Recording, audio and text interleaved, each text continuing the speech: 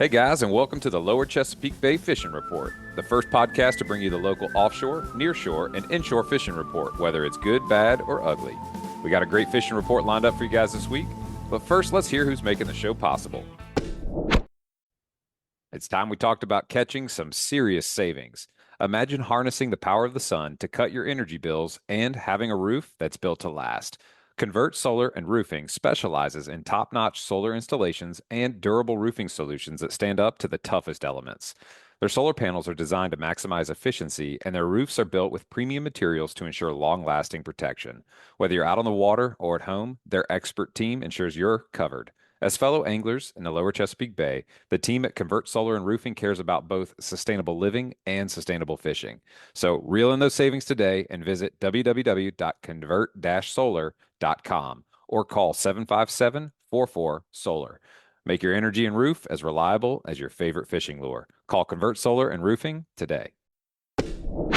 Listen up, folks. AFTCO has a new promotion for all Great Days Outdoors Podcast Network listeners. They're now offering a camo sunglasses cleaner cloth with any purchase of AFTCO products. I especially enjoy their hooded sun protection shirts, as well as their Seiko fluorocarbon. All you got to do to get your coupon code is text LCBFR to 779-345-2918. Again, just text the letters LCBFR to 779-345-2918 to get subscribed to our email list, and we'll send you the promo code via email. All right, guys, well, welcome to this week's show. We're going to be doing a special segment. Our producer's out of town this week, enjoying a much-deserved vacation. So we're not going to be talking to local charter guides, but we kind of are. We've got a special guest, Ron Buffington with JLS Rods and JLS Charters. Ron, welcome to the show, man. Excited to dive into this conversation. Thank you. It's an honor to be here. Yeah, man, I mean, we met, what, was it last year out on the water? Yep. I'll never forget you had a net with like a 7 or 8 foot pole on it, and you were netting them from the tower. Saves time. Yes, it does. It does. But today we're going to really dive into, you're kind of a man of many talents. You do JLS light tackle charters, but you also do JLS custom rods, specified for this particular area and a few other, particular things. But really want to dive into this rod building conversation and understand the ins and outs and what it takes to make a custom rod specific to different things. So before we dive into some of the details, if you could maybe just tell us a little bit about yourself and your fishing story and really how you discovered a passion for fishing and then ultimately rod building. I've always been into fishing since I was a little kid. Like probably most of us, I was into hunting and fishing. And I started out, obviously, freshwater fishing. And I kind of grew tired of that and went into saltwater a while back, and I just love it. I like big pissed off fish. So a freshwater start turned into a saltwater passion. And where did you grow up? I grew up in Maryland, Okay. in Carroll County. Okay. Kind of like the middle bay. And then how old were you when you discovered your love for saltwater fishing? I'm going to say it was probably about 12 or 15 years ago. Mm-hmm. Yeah, I'm kind of a newbie. Yeah. So, Quick learner. yeah. So you get into saltwater fishing, you jump into the bay, you're probably chasing some reds and cobias. And then what ticked or inspired you to say, you know what, let me grab some tools and some thread and start making some custom rods? Where did that enter into your fishing journey? So, in the Upper Bay, we use a very specific rod and technique for catching the stripers. Mm-hmm. And we call it light tackle jigging up there, snap jigging. And so, what most guys are doing is they're taking a medium power, extra fast action bass rod Mm-hmm. and using it for the stripers. And the reason that is the medium extra fast is going to give you the most sensitivity. The way we jig, the fish only eat the jig when it's falling. So you need to kind of keep a little bit of tension, not tension, I shouldn't say, but you don't want slack in your line. Mm-hmm. And you need to be able to feel the fish inhale the jig. And when it basically hits the back of his throat, you set the hook. And you're feeling the lead hit his mouth when he inhales it, more so than you're just retrieving it and the fish eats it and hooks itself. And these are striped bass that are not small, right? These are some pretty serious bass.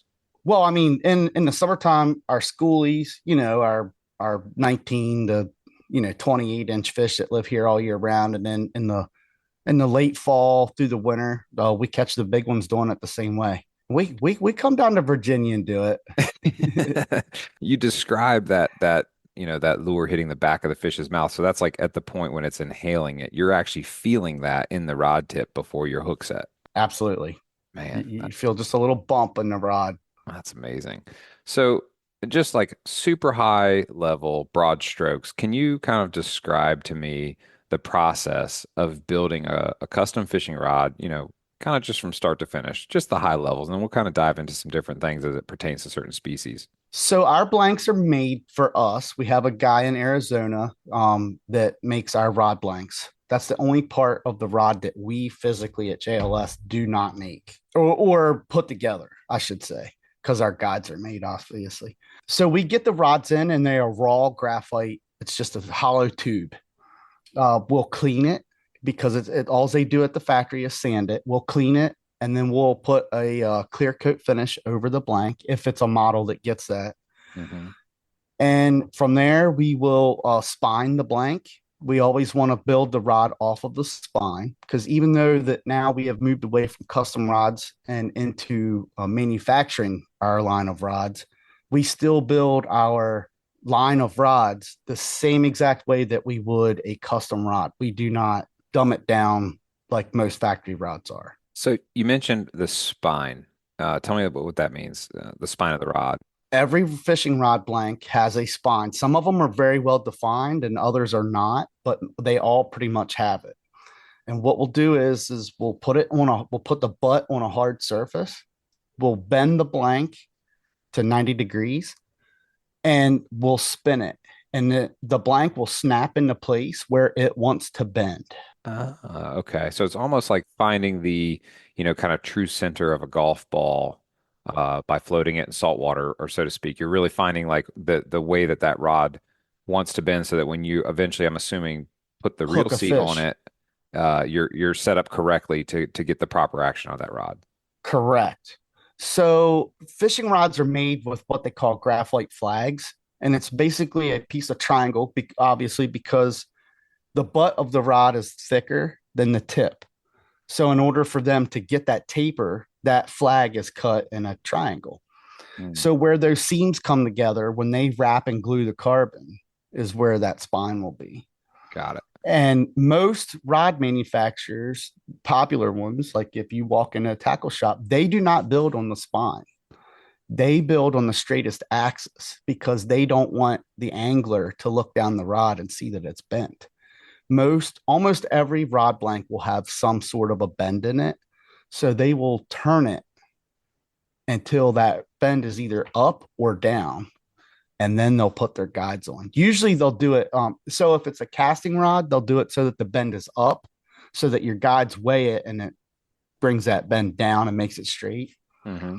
I personally just do not believe that a rod should ever be built like that because if it wants to bend a certain way, you should let it bend that way.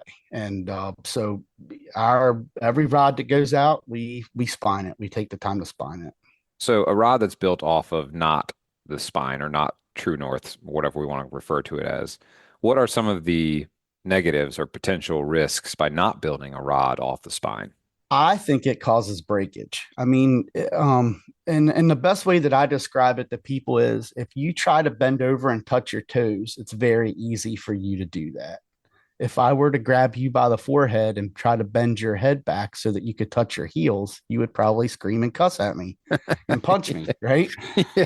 So that rod blank is the same way. It doesn't want to bend that way. And I don't care how good of an angler you are. At some point, you are going to high stick, and you're going to overflex your rod. And Been there, done that. Broke one. I do it, and I'm somebody that's always very aware of that. So Yeah, as you're describing it, it almost sounds like wood grain, maybe when like, building a bow and arrow that like the wood is going to naturally want to bend a certain way, and the same is true of that rod. So finding that spine. So you've picked out your blank, you've got your spine, you know, again, broad strokes, what are the next couple of steps to get a complete, you know, manufactured custom rod? All right. So once we've got the spine, then we'll start gluing up the handle. We'll put the butt and the reel seat and the grips and all on.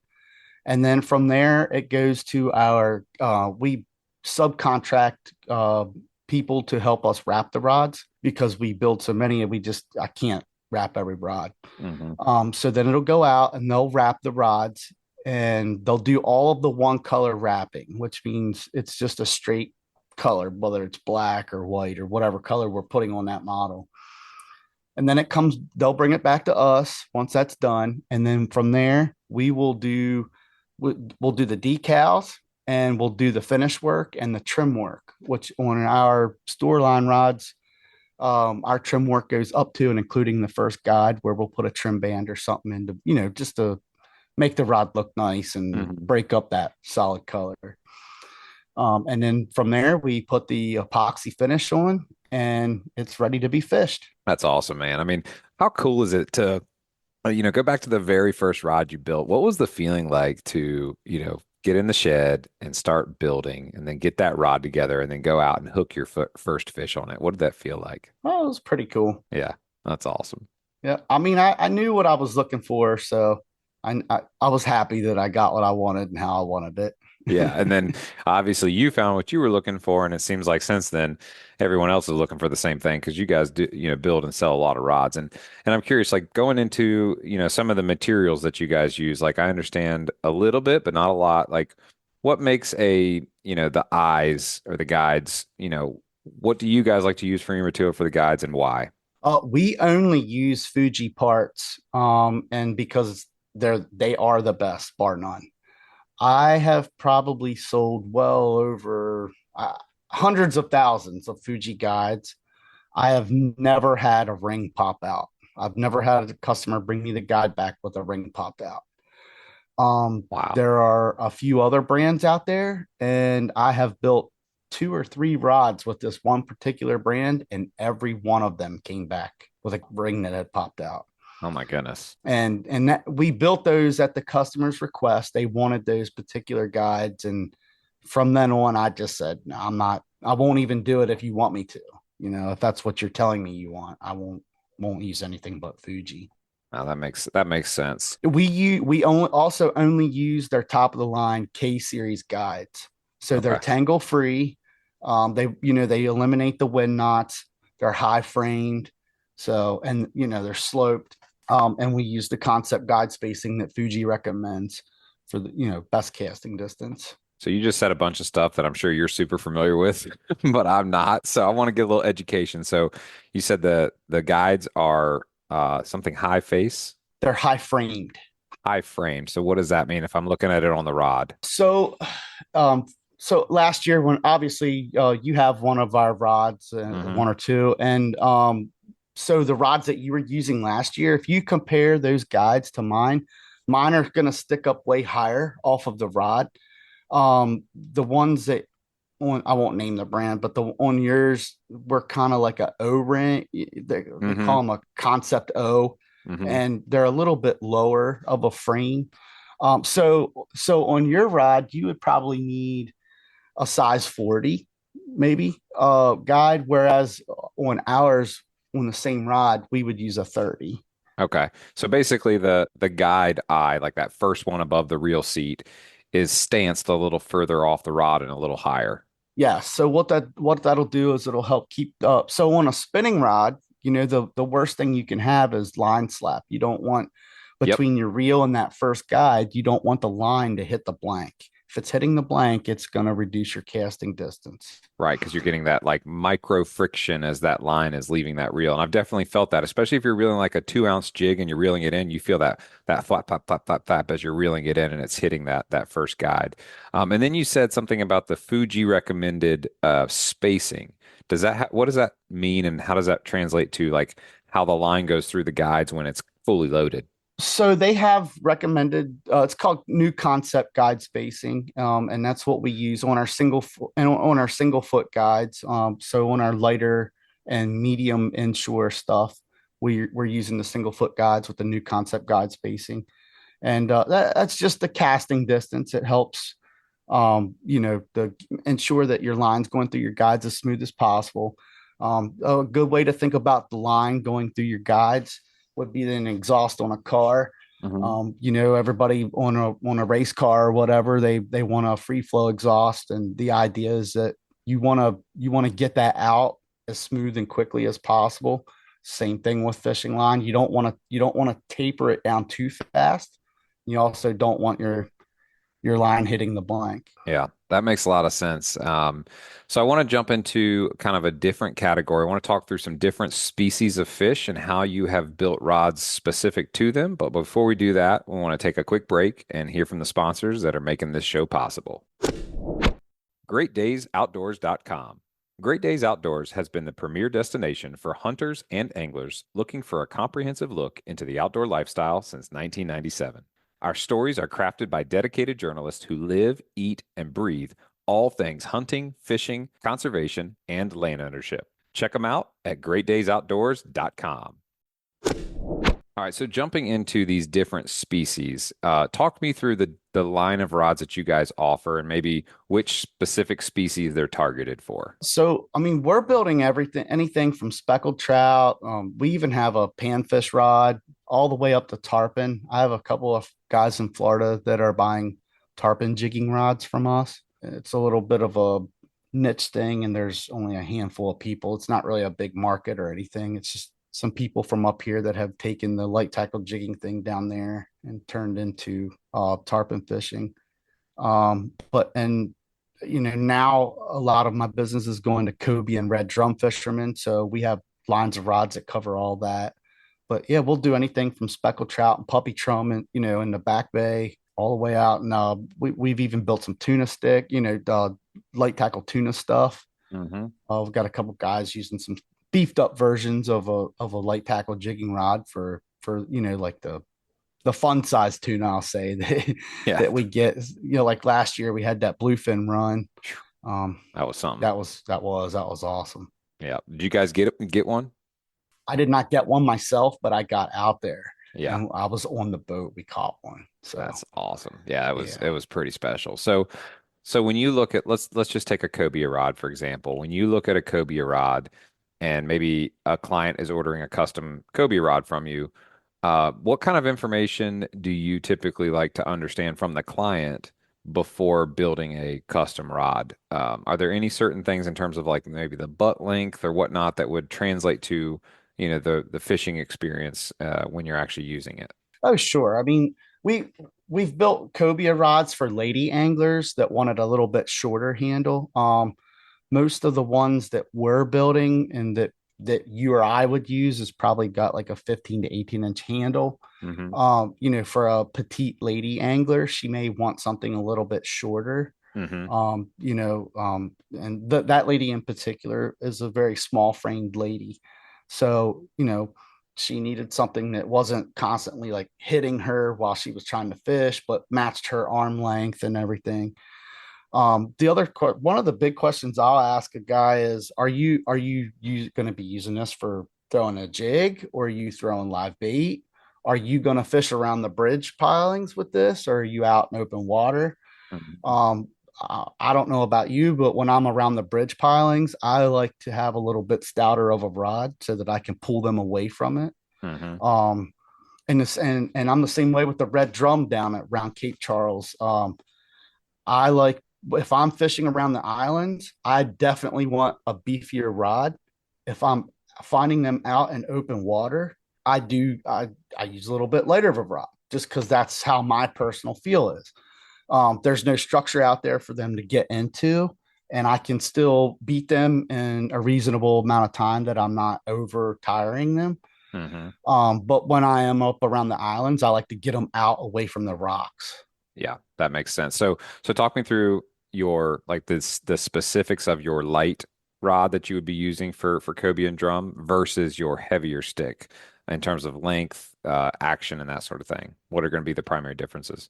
So me personally, I'm a shorter guy, so I use a 7.2 I have a couple of custom 704s that I have built for myself also. Probably the most common length there that's bought from me for people that live in Virginia is 7.6. Hmm. I know you asked me for a 710. I do remember that. Yeah. Yeah. And I have that here. So it's kind of personal preference with what you're trying to do. Hmm. For me, I'm throwing a 2 or 3 ounce jig. So most of my cobia fishing is artificial.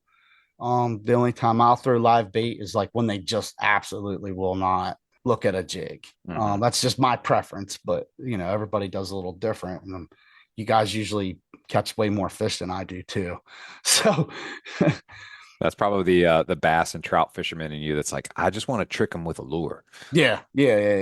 But yeah, I mean, like I've never had trouble casting 2 or 3 ounces far enough to get to a cobia. Usually, by the time I see them anyway, they're well within casting distance for me personally. I'm not one of them guys that can see them like 150 yards out, but Yeah, laser vision.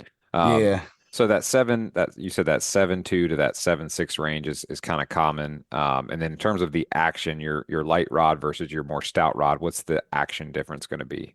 Okay, so our lighter version of that is what we call our 7 power, or that's our heavier version. I'm sorry, is our 7 power, and that is a oh my gosh, Put you on the spot. Now you gotta produce. I want to say it's a 17 to 35 pound rod, Okay.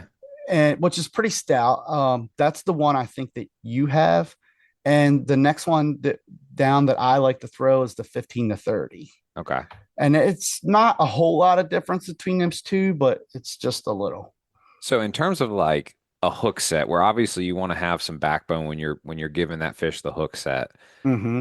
do they both have a comparable level of, tip stiffness in terms of being able to give a similar hook set, but then how do they really vary in their action when you're actually loaded and fighting that fish?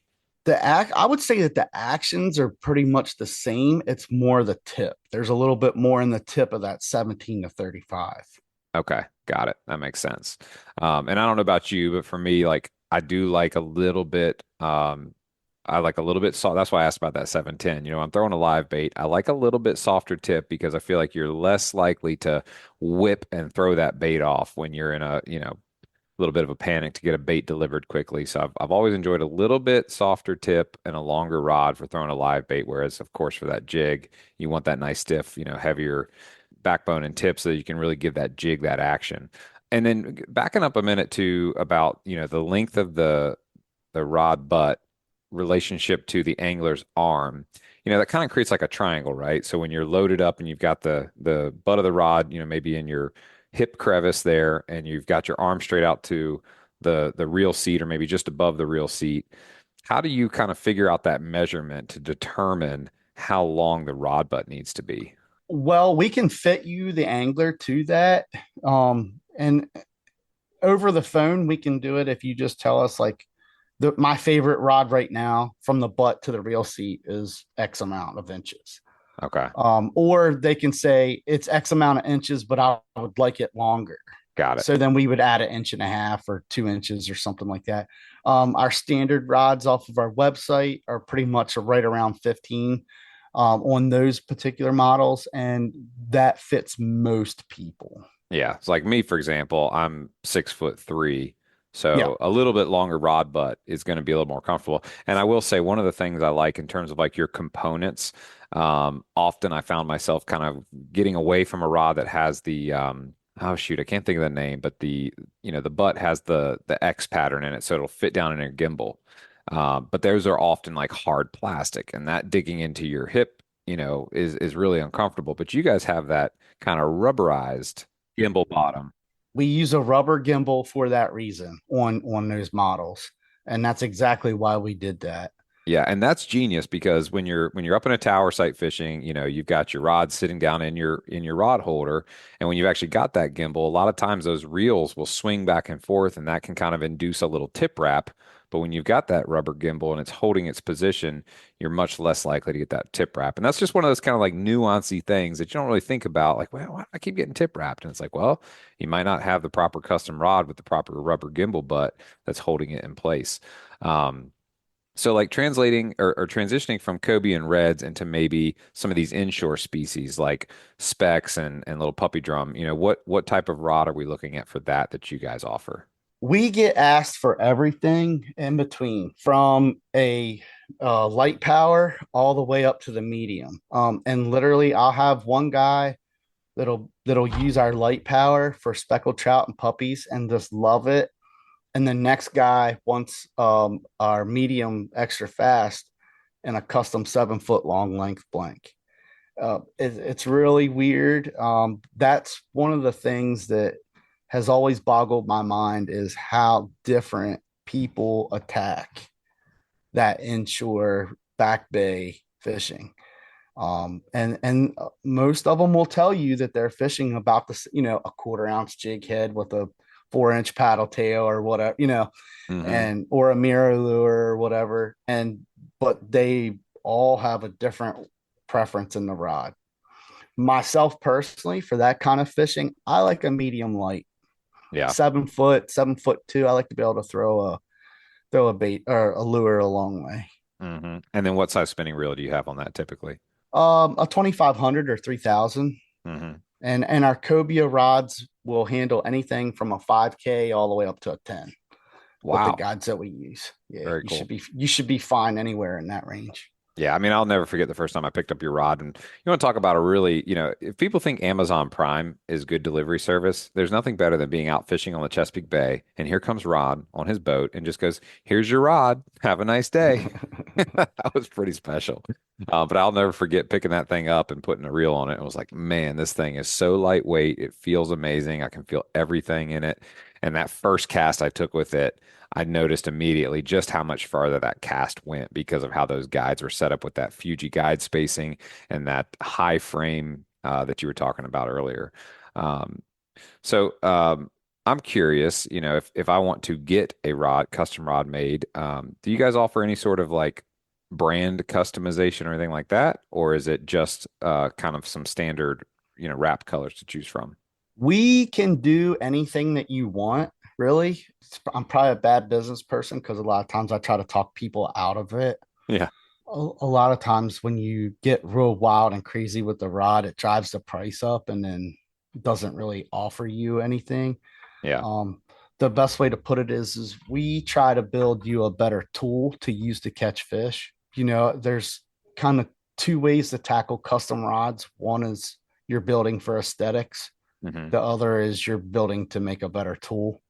Yeah. While we can do it, we've done plenty of the custom wraps and like one thing that's real big with us up here is the Maryland flag. So we put the Maryland flag in the handles of rods. And a lot of people ask for that. I mean, we could do anything. Actually, I just built a cobia rod a couple of weeks ago. It was a custom cobia rod for a guy that had passed away, and his name was Cobia King. Mm. And we he had this favorite camo hat. We took his hat. We were able to take the cloth off of it and put it onto the rod. No way. That's Yeah, cool. and in his garage, he had a license plate. Well, it was a whole bunch of them that were like chopped up to spell Cobia King Oh yeah.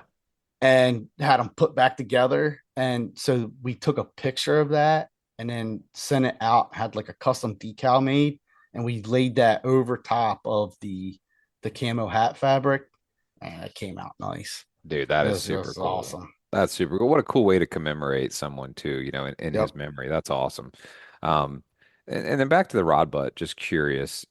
Sometimes you've got that really nice, like tapered with, maybe like some raised three-dimensional type of grip that you can hold on to versus or maybe like a full foam or full cork. But like what type of rod butt material, from the reel seat down do you guys offer and what would you say is maybe the most popular amongst anglers? We offer carbon fiber, cork, of course, and now we're using a lot of it's a high density EVA trimmed with a rubberized cork that we have had special made for us. I made had drawings made of what I wanted and sent out, and we have it made manufactured for us. And the reason why we have started going to that was I really like cork. I always have. The problem with cork is after a couple of years, it just looks like total trash and it starts chipping and peeling. And like we always try to like how do we get better? How do we make our rods better, look better, last longer. Yeah. And that was one of our solutions. And then it's also nice because now we can buy our grips in like a mass bulk and get them all shipped right here. Always have them on hand. So Yeah, that's really cool. I want to jump into two quick questions, but again, we want to take a quick break and hear from this week's sponsor that's making the show free for you guys. Stay tuned. Hilton's offshore charts. The days of heading out and blindly looking for good fishing areas are pretty much over. Don't waste time and money on fuel searching for fish. You need the most recent, highest resolution images to not only know where to go, but where not to go. The knowledge provided by today's technology is critical when planning an offshore fishing trip. So make the choice that professional captains all over the East Coast make and choose Hilton's Real-Time Navigator. The easy-to-use interface and excellent customer service will have you on the fish every time you go. Check them out at hiltonsoffshore.com. That's hiltonsoffshore.com. All right, so Captain Ron, I've got a question because it's been burning in my head since we started talking. Your name's obviously Ron Buffington, but the business is JLS Rods. What does the JLS and JLS Rods stand for? it's named after my wife. Ah, So here's another interesting story. When we got into the rod building, I did not intend to sell rods. I just wanted to build rods for myself. So I made a business that I intended to just be a fake business so that I could buy parts at wholesale. And I was just like, yeah, Jamie Lynn, that's my yeah, wife's name. And that's, yeah. you know what I mean? So that's what it was. And the S stood for sport fishing at the time. So we just went with it. And I never really, sat down to come up with like a creative, snappy name or anything like that. And it's fine with me. Like I'm glad it's named after her. Who better to name it after, right? Oh yeah. I mean, behind every great man and apparently every great rod builder is a great woman and her initials stamped on it. And it rolls off the tongue too. It's easy to say, versus some, you know, hard consonant, multiple syllable situation. But I'm curious just in your years of doing this. So like how many years total have you been building rods now? I want to say we've been selling rods for 5 or 6, and I Hmm. probably was building them for 2 or 3 before that. Oh wow. Okay. Yeah, so it's relatively new, but it blew up really fast. Yeah. Well, in your experience, of all the things that go into building a custom rod, what's maybe the single most challenging task or part of doing that? I hate wrapping guides. It takes so long. Is that the thread? Yeah, that's the problem with the rod building is it's so labor intensive Hmm. because there's no machine that does anything for you. It's all you have Yeah. to glue everything and fit everything up and align everything. Like we align every guide by eye, we by hand and by eye. Yeah, that's a lot of work. It makes me like next time I walk into a tackle shop and see rows and rows of fishing poles, I'm like, yeah, those didn't get stamped out of a machine. Like somebody, some people with their Yep. eyes and their hands tediously built each and every single one of these. But only a few of them that say JLS were probably built off the spine. So I want to transition a little bit into some fishing. So it's not just JLS rods. There's JLS light tackle charters as well. So can you tell us a little bit about the boat that you run and the types of things that you guys specialize in when it comes to chasing some fish that'll bite a hook for you? Sure. So I have a custom BXBR Sea Hunt 25 foot. It's got a custom tower that was built in North Carolina for me on it. I love the boat. It's awesome. That's what we fish out of, and our guiding is on the Upper Chesapeake. I guide for striped bass out of Rock Hall, Maryland, and I fish the northern part of the bay up there. And then in the late fall, around November, I will move the boat over to the western shore Hmm. and fish out of either Point Lookout area or Chesapeake Beach area.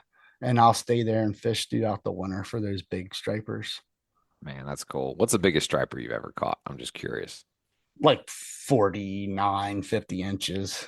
Like I've never clobbered one like 52 or 54s, but Yeah. a lot of them in the upper 40s. And That's a big old fish. I mean, I think the biggest rockfish I've ever seen boated was 41 pounds, maybe. Pretty good sized fish, but I don't think it was 50 inches or above. That's a good fight too, those bigger ones. That's a really good fight, especially if you're getting them on light tackle. So for folks that you take out, when you charter folks, what would you say is the primary species that you guys typically go after up there, maybe during like the shoulder and summer months? Up there, Luke, alls we have is striped bass. Okay. We have striped bass, white perch, and catfish. That's it. So everybody up there wants the striped bass. And then like how do you guys target them? Are you just mostly casting lures like you were talking Yep. about earlier? Okay. I do not use any bait ever. It's all lures, casting. A lot of top water fishing. I pretty much have a good top water bite up there from when the season opens in May all the way through November, the end of November. A lot of times we'll still be getting them on top water. Mhm. And then during the day, obviously we do a lot of jigging. We'll find them on ledges or suspended and catch them on jigs. That's But cool. this year, I don't think I have fished in water deeper than 10 or 15 feet. Most of my fishing has been in 2 to 3 feet of water this year. Interesting. Hmm. So, if you take a charter out and folks have maybe never had any experience fishing for striped bass up that way before, talk me through like the process of like learning how to jig or cast lures for them the way that you fish for them. What's that process like? So we'll start at the dock and I'll give them a tutorial. And with top water or with the shallow water where we're just swimming a paddle tail, that's usually pretty easy. Anybody can pick that up quick. For the jigging part, it might take 20 minutes, a half hour, but I work with them. I sit there and watch them. And if they're still not getting it, I'll pick a rod up and I'll stand next to them and we'll jig and drop the rod tip with the line together Okay. until they get that feel. Usually it's kind of like riding a bike. Once you catch a fish or two on that technique, then you've kind of got it. You're Yeah. like, aha, Yeah. yeah, I see what he was saying. Yeah, it's like that really subtle bite of like, picking up flounder fishing can be tough at first because it's such a subtle, interesting little bite. And then you finally get it and you gain some confidence of like when to swing. And I've had a little bit of experience fishing for stripers like really early in the morning in some of our local rivers and even in some like deeper water. And there's one type of fishing that it's sounding kind of like what you're doing, which is some jigging in some deeper water, but it's a really, really subtle bite. And it's often on the drop, and you have to really pay close attention to your line movement on the water. Do you guys have anything like that you do up that way? I really don't. It's the jigging. I mean, it's a pretty aggressive snap that we use to pop the jig up, Hmm. and you let the line fall, and you feel the bump, set the hook. I mean, we have little kids that come on like 10, 12 years old, and we teach them to do it. So it's not. It sounds intimidating, and it sounds like something that may take you a while to pick up, but we can get you there quickly. Okay. And if I come up and book a JLS charter, assuming we've got pretty decent weather conditions and we're in the right season, I'm not familiar with that fishery at all, but like, what's the prospect that we'll probably get into some fish if we go? I don't think I've ever been skunked. The only skunk I've ever taken was in like January or February in wintertime. Oh, wow. So it's consistent, Oh yeah. Oh yeah. Yeah, man. yeah. That does sound like a lot of fun just to get into some shallow water and just start cranking on it with some jigs. Yeah. Now I mean we might have slow days where we may only catch three, four, five. I mean you have days like that where the tide doesn't run and the fish aren't acting right. But I mean we also have the majority of our days are 30, 40, maybe even 50 fish. It's a lot of catch and release. Yeah, that is a lot. What are the limits up in Maryland? I know it's different state by state. You can only keep one up there, 19 to 24 inches this year. Oh wow. And yeah, I mean, and I have a lot of customers that they could care less about even keeping the fish. They just want to go fishing and have a good day. Yeah, I take that back. I think I'm mistaken about that. I think it's actually, is it striper that is federally regulated? It's regulated by the ASMFC, and then it comes down to the state level. They set the box that the states can play in, and then Okay, then the state sets their regulations within that box. got it. So yeah, I guess it would be federally. Yeah, and that limit that you said sounds very similar to ours, which is, that one keep in order to continue protecting that species. But man, that's exciting stuff. And just switching gears back to, rod building for a second.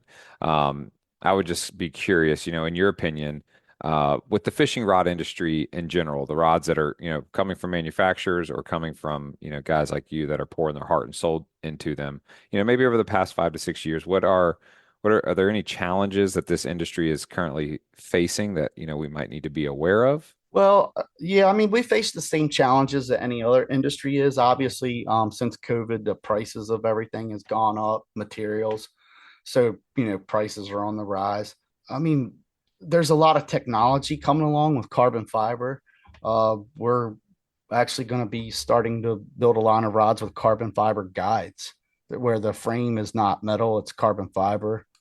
You see like this is a new, can you see it? Yep, I can see that. So this is this is all carbon fiber. This is not plastic like a normal reel seat. This whole reel seat is carbon fiber. In terms of weight, if you put that next to a plastic reel seat, what's the weight difference between that and a regular rod butt? So, and this is one thing that I've wrestled with clients before. So this may not be like drastically lighter than a cork grip Hmm. of the same length and everything. It will be lighter, but like you may hold it and be like, that's not that much. But where we get our rods so light, at, at least how I do it, is I take a lot of these little things and I put them together throughout the rod. So like titanium guides or carbon fiber guides now, carbon fiber handles. Hmm. We don't add a whole bunch of trim and thread wraps and epoxy and stuff like that. Our rods are super light. If you take one of our rods and put it up against a rod of the same model of almost any other, I mean, a lot of them are, most of our rod models, if you weigh it against a competitor, a name brand national competitor, we're 15 to 20% lighter. Wow. Yeah, I remember the first time I picked it up, I just was like, holy cow, like I feel everything, especially for throwing a jig and whatnot. Um, so, switching back gears to kind of you and your story and your journey as an angler, how does fishing and uh, being an angler, how does that play into your life, maybe outside of building rods? That's an interesting question. I'm not sure. I just think about fishing all day. So I guess maybe I think about fishing too much, but I'm just curious if you're involved in any local oh, clubs or. absolutely. I mean, I've been a member of the CCA up here for a while, and we try to support JLS, and even before JLS, my wife and I we donate a lot of money locally to any of the good causes on the bay. Mhm. If there's tournaments or stuff, something like that. Please don't bombard us with requests, but but we try to help out anything that we can. In the last year or two, I had to cut back a little bit on that because prices of the products went up so high, and I tried not to raise our prices. So I kind of had to cut out some of our advertising costs. Hmm. But this year we're hoping to blend some of that back in. We had to bite the bullet and raise our prices a little bit to match that. But And I do want to just get a quick brief on pricing, but before that, for those that don't know what the CCA is, could you explain a little bit about what that organization is and what they do? it's Coastal Conservation Association, and they put reef balls in the bay. They do a lot of angler awareness.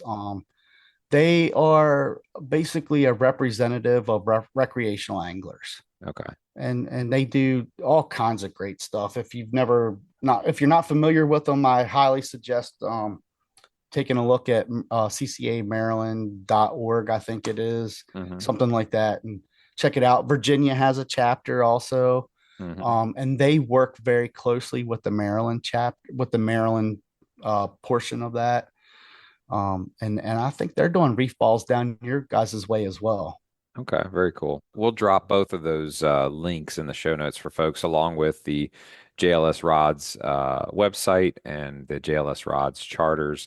And for those that are listening today, We talked about this before we recorded.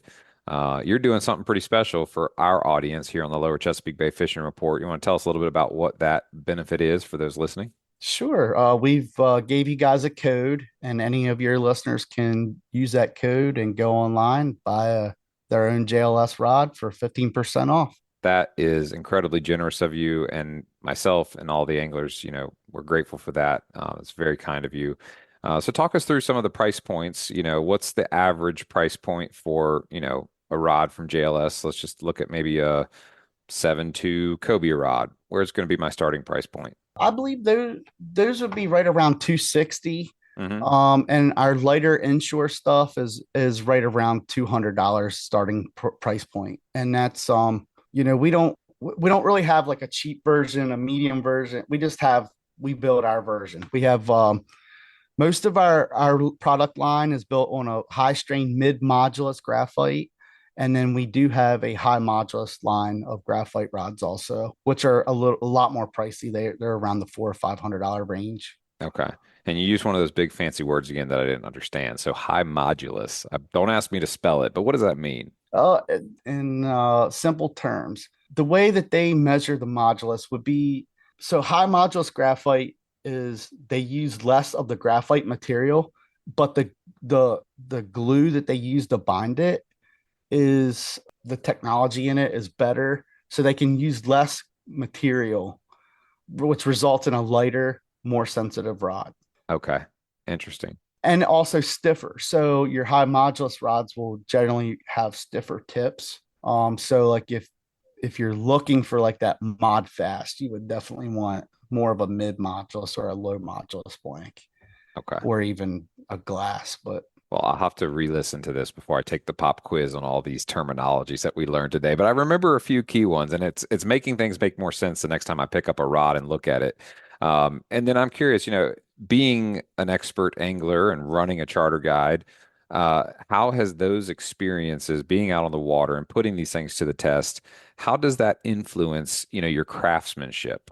so most of the rods that I build, I have previously fished for. Tarpon was different. When my friends started asking me for these tarpon rods, I did not understand the fish Hmm. because I had not had experience fishing for them.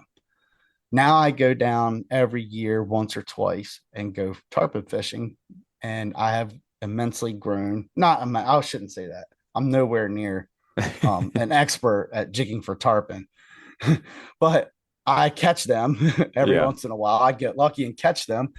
So, and then it helped me see because they would call and tell me, and then for me to translate that into the rod, like I have a vision from my fishing experience of what it should be.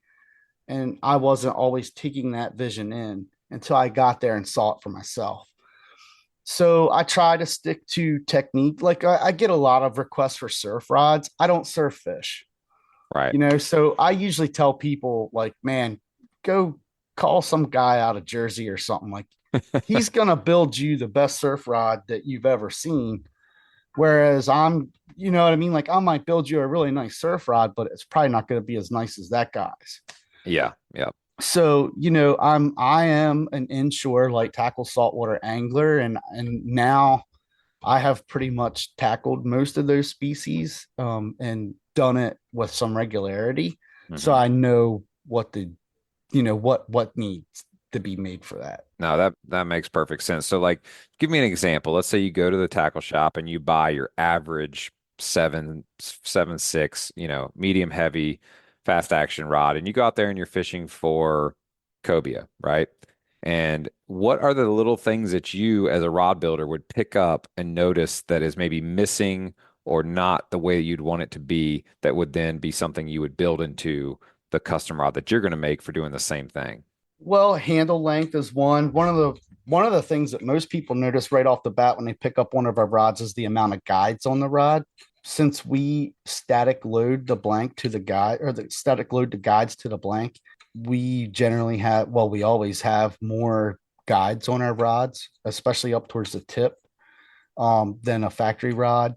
And that's just another way that they meet price points. They can cut out two or three guides and save a couple dollars here and there. The name brand companies, profit margins are super, super low on a rod. You would probably be shocked. Yeah, it doesn't surprise me. But they're selling hundreds of thousands or a million of them, so they Yeah. can sell them for pennies on the dollar. And then obviously we've taken handle length into consideration. All of our inshore rods would have a longer handle than a bass rod. Like you said, a lot of guys go into a tackle shop and they buy a medium. That's a general rod, a medium heavy 7 foot spinning or casting rod. And for a lot of bass fishermen, they're using a 9.5 or 10-inch handle where we're using our length handle. Yeah. 15, 18. Yep. No, well, on our light inshore, it's not 15 to 18. It's way shorter than that. But we have over the years played around with that handle length, and we try to obviously, since we build a line of rods, we try to make it so that it's user friendly to most people. Mm-hmm. But we have kind of had people test them for us that were anywhere from your height, over 6 foot, to my height, 5'7". Mm-hmm. So You what I looked way mean. taller than that, the tower. I don't know what you're talking about. Well, when you're up in that giant tower, but yeah. Yeah. And for me, the tower could be taller, obviously, because I'm so short. Gap tower. But yeah, so our rods are built for the inshore saltwater angler, and we have found that now a lot of freshwater fishermen, because our shop is based in PA, Mm-hmm. we're starting to gain some traction. I don't even know how it happened. I did not advertise or anything. We're starting to get a lot of the Susquehanna smallmouth guys are calling us, and they're really liking our rods. So, Well, that's awesome, man. Well, I've really enjoyed this conversation, and I feel like I learned a lot about the components, the craftsmanship, the intentionality, kind of the why behind, certain things when it comes to building a rod. Um, and I've just really enjoyed listening to your passion and your story and learning the namesake for JLS, your wife. So Ron, thank you so much for this time today, and I hope our listeners will jump on that opportunity to go to your site, which we'll link in the show notes, and use that LCBFR 15 code. That's LCBFR 15 to get your 15% off.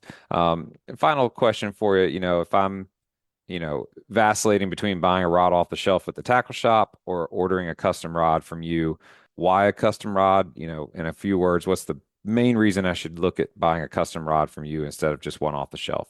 well, like I said, we try to build our rods the right way. We build them off the spine. We use the proportionate amount of guides on them. We're only using the top quality stuff. Every rod that goes out is built the way that a custom rod should be built, whether it's a true custom rod or if it's an off the shelf rod. We don't change the way we build them. And if you want that personalization, we can do that for you as well. Yeah, awesome. Yeah, built by fishermen for fishermen, and that was definitely my experience the first time I picked it up. It was a joy to cast and retrieve on that thing. It really you feel the difference immediately. And if you're going to use a tool all day, every day, why not have a really great tool? Buy once, cry once, as they say. But Ron, thank you so much. And if folks want to get up and find your website, what's going to be that website? JLSrods.com, and our charter business is under JLS Light Tackle Guide Service. Awesome. Well, Captain Ron, thank you so much for your time today. Folks, I hope you enjoyed that special segment. I hope you get out there and keep whacking them, and hopefully soon with a JLS rod in your hand. Y'all stick around for the What Did You Learn segment, and we will be with you soon. Killer Dock. Most fishermen clean their fish on something like a unsightly old wooden table or the top of a cooler, somewhere that is not comfortable, not sanitary, and not attractive. Killer Dock makes the greatest fish cleaning station known to mankind. They are built from marine-grade aluminum and are corrosion-resistant clear-coated to protect it from the harsh salt environment. Killer Dock makes tables and canopies at several different sizes. So whatever you need on your dock, deck, or patio, they have a fish cleaning station for you. Check out killerdock.com to see more. Guys, welcome to this What Did You Learn after that special segment with Captain Ron Buffington of JLS Rods and JLS Light Tackle Charters and Guide Service. I learned a bunch. I didn't know about all the details that went into the composition and guides and spine and all of the little details that make up the way that a rod performs. So it was really enlightening to get to ask those questions and learn from an expert who actually fishes as well as designs his rods specifically for the species that he targets. It definitely made me think about, the butt length for future rods that I might choose, as well as total length. And then, looking closely to see, does it appear that this, rod is built off of the spine versus not, and how many guides are actually in the rod all the way through to the tip. Finally, I was especially grateful to hear him share that he is going to provide us a code for his website for 15% off, which is a very generous amount. So, Captain Ron, thank you so much for that. So, those listening, if you want to go visit jlsrods.com and use the coupon code LCBFR15, that is going to be good for 15% off of your next order. Guys, we missed having a fishing report this week, but I definitely enjoyed getting to, talk to Captain Ron. Expect to hear from us next week with another round of offshore, nearshore, and inshore reports from our local guides. And again, if you guys are enjoying the show, please share it with your friends and fellow fishermen so that we can continue to grow this great community while also supporting sustainability. You guys have a great week, and we'll talk to y'all soon. So that's going to wrap it up this week. Please subscribe, rate, and review wherever you listen to podcasts. And remember, to get your free AFTCO Camo Sunglasses Cleaning Cloth, just text the acronym LCBFR to 779-345-2918 to get your promo code and be added to our email list so we can send you the new show each week. You guys keep whacking them and be safe out there.